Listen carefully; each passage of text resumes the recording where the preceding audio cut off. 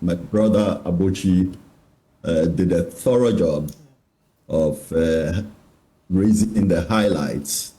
I would want to add that as I observed the president, he felt, I could see that he was feeling the weight of the moment. He's a second-term president whose second term is sui generis in the sense that it's not a consecutive term. So he's had the opportunity to sit back and reflect, unlike most second-term presidents who tend to assume that they have ascended to the second term because of some good work that they have done in the first term. That can be a burden, because if you assume that the electorate have endorsed your first term, it may lead you to lose focus. He doesn't fall into that category. He's had his first term, then there was an 8-year gap of reflection. And you could feel that he was feeling the weight of the moment, that our democracy is in danger.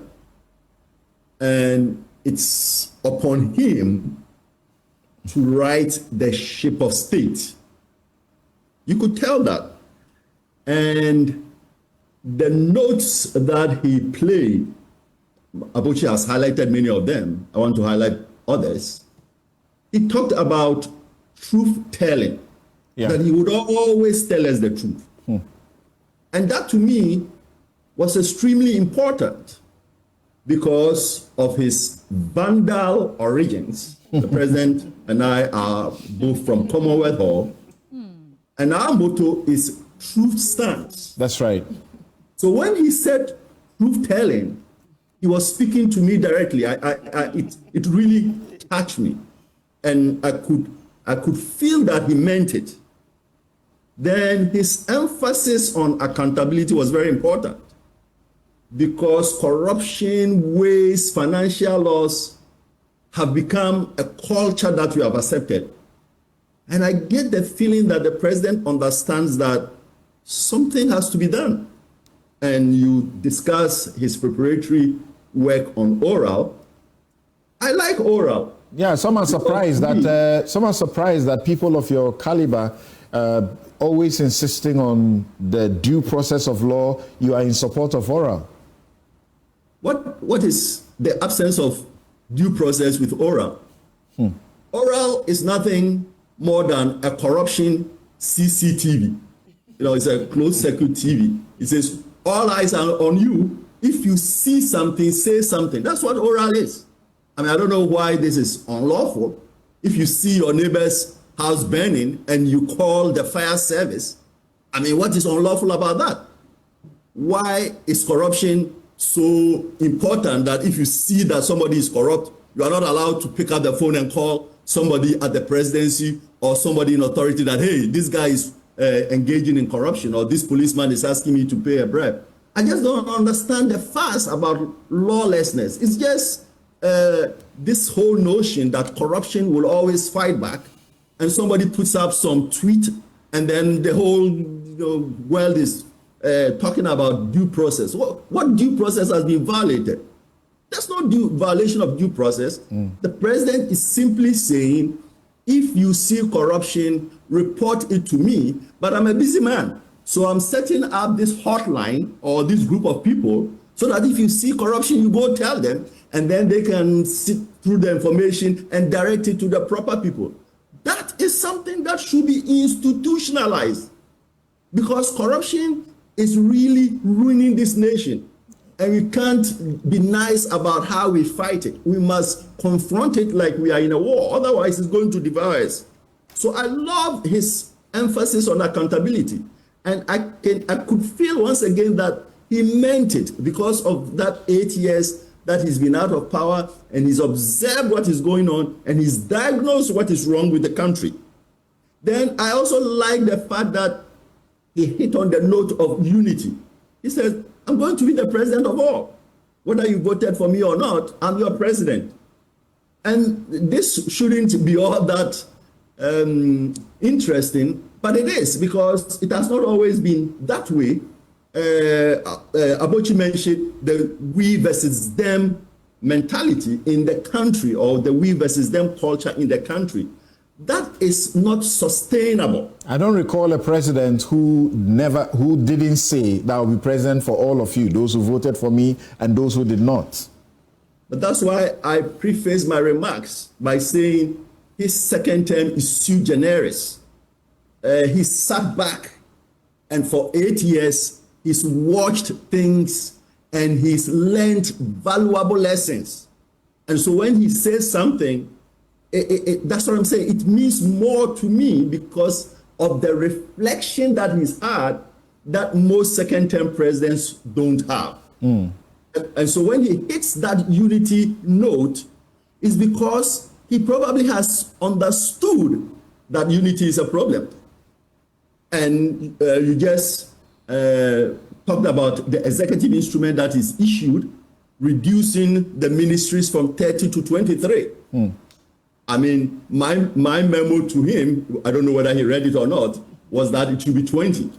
But I take the 23, it's good. It's close to 20 than 30.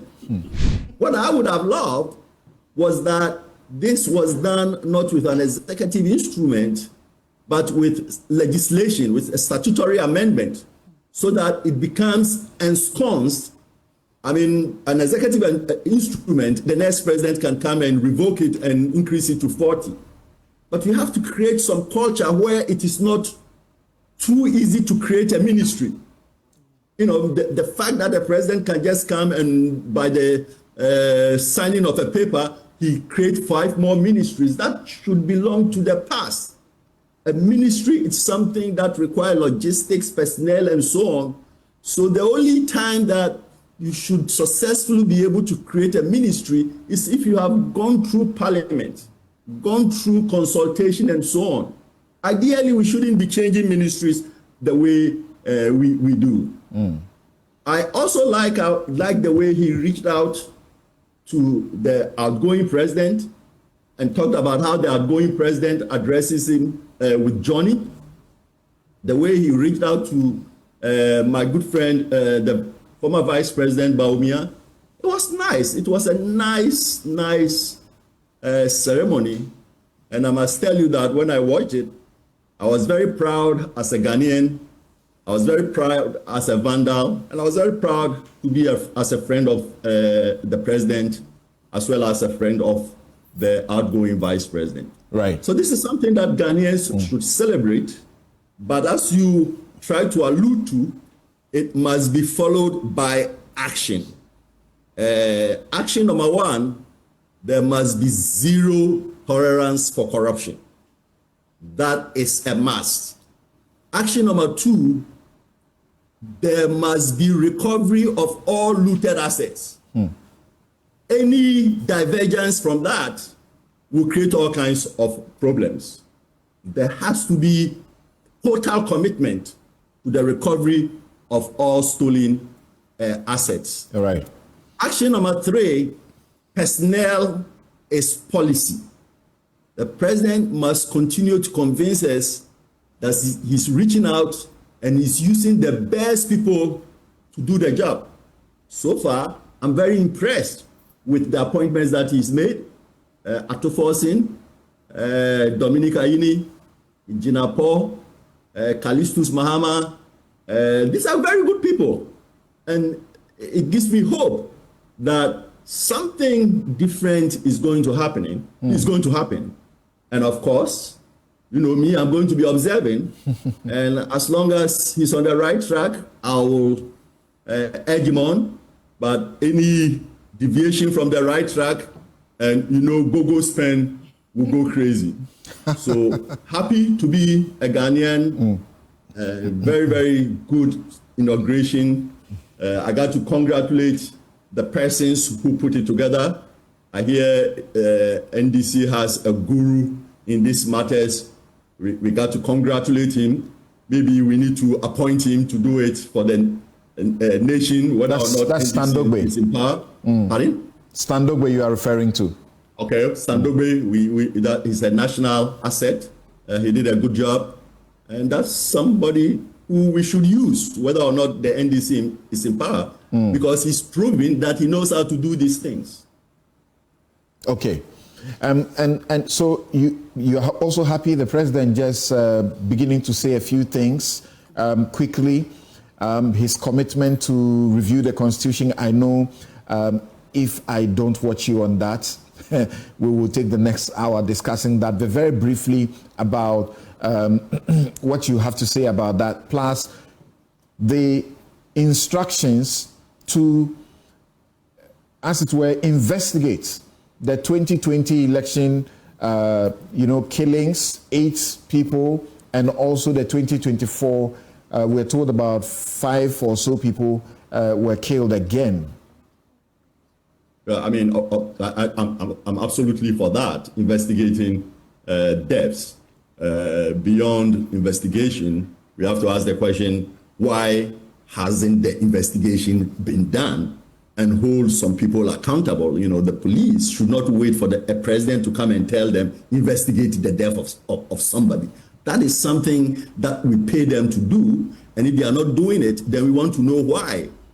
Were there political pressures on them and so on, and then hold the people accountable who did not allow that to happen. Of course, on constitutional review, you know where I stand. Look, we've operated the Constitution for 32 years, and I don't need anyone to review the Constitution to tell me where changes need to be made. I can tell you where the changes need to be made. So what I want the president to do is to bring bills, or to encourage people to bring bills to make changes. We need to elect our district executives. We need a cap on the number of justices, both at the Supreme Court and at the Court of Appeal. We need a cap on the number of constituencies. I personally have nothing with the ex gratia problem, because I believe that's a problem created by the committees that we set up. If we set up good committees, if you put me on a committee, my ex gratia will be a plaque, a certificate of appreciation. So one way or the other, somebody is going to determine the salary and benefits of government officials. Right. And the question is, well, how do we do it? I don't think that requires a constitutional amendment. That can be addressed with a statutory amendment.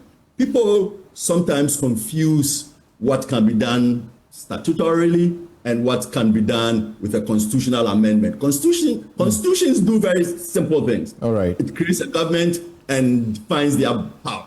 So if you want a change, the change should be subtle things that are not working. Right. But to get a commission, review the Constitution, that tells me there's no problem. We are looking for problems to solve. Right. We did one 2010, and 40 years ago, we are still talking about it.